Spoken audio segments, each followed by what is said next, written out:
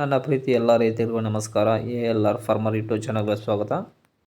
ಇವತ್ತು ಚಿಕ್ಕಬಳ್ಳಾಪುರಿನ ಹೂವಿನ ರೇಟ್ಸ್ ಏನು ಅಂತ ನೋಡೋಣ ಬನ್ನಿ. ಈ ವಿಡಿಯೋ ನಿಮಗೆ ಇಷ್ಟ ಆದರೆ ಪ್ಲೀಸ್ ಒಂದು ಲೈಕ್ ಮಾಡಿ, ಸಪೋರ್ಟ್ ಮಾಡಿ.